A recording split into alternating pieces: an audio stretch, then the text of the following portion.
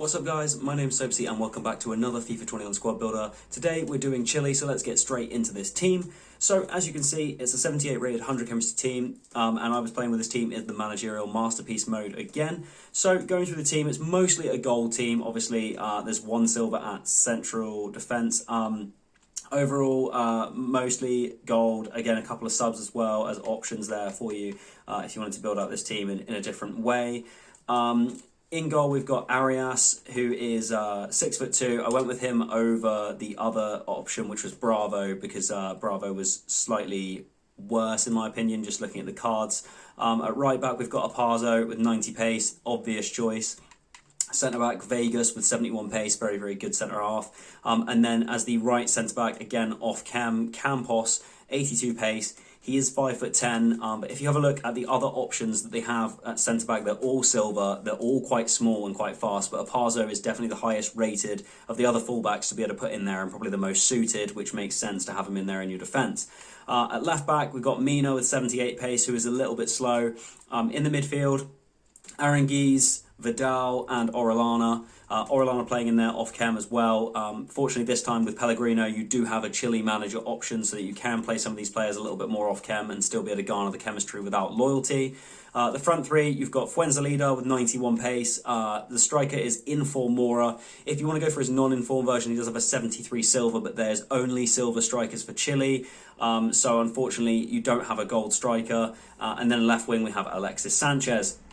On the bench, some of the other options, Vargas. If you did want to play the 4-3-3, which has the centre forward role, you could use Vargas as your striker to have a 75 rated gold striker in there. He'll still get chem at centre forward. And then Pook as well on the bench, who you could bring on up front for your striker, or again, swap out for Sanchez if you're looking for a slightly pacier option. One of the things that I did do at certain points during this, using this team, was I would bring Pook on at left wing and move Sanchez into a centre mid role, just because he offers something more of a cam type role in there, as the other two centre mids, other than Orellana, being Aranguiz and Vidal, both have 60 and 65 pace, so they're quite slow. So I get straight into the highlights of this team. Obviously, we played 3 games with it in the managerial masterpiece mode. The team itself handles a little bit weirdly. The defence itself is very good. On the right-hand side, having Aparzo with 90 pace, very useful to have him there. He covers a lot of ground. The left-back I didn't find to be too slow despite having the 78 pace, but overall the defence was a little bit shaky, not exactly what you would want. They're all quite small. Speed-wise good, but again, sort of just corners were a potential issue. And defensively, I just felt a little bit unstable back there. The goalkeeper couldn't really complain. He was reasonably okay. And then the front three, FUENVALIDA was easily the best player in this team by a long, long way. Very, very fast and very difficult for opponents to deal with against me. Mora, unfortunately, up top was a bit of a letdown in form. I think it's because he has medium-low work rates, which meant that he just seemed to go missing a little bit up front. Didn't really find him getting in behind a lot, and I expected a lot more for someone with 86 pace and 81 shooting. Alexis Sanchez, despite being kind of slow with 79 pace, actually felt quite fast on the ball, was very good with the ball at his feet and easy to beat players, and you could just feel the sort of pedigree of him being, you know, a recognised player. So Sanchez was good. The front three was okay, but a little bit let down by the striker.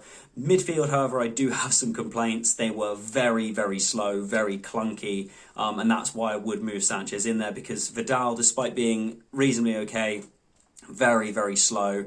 Aranguiz was almost unusable. He just felt like he was running in quicksand all the time, and that was a little bit disappointing. So it was kind of a medium in defence, very, very poor in midfield, and slightly better going forward.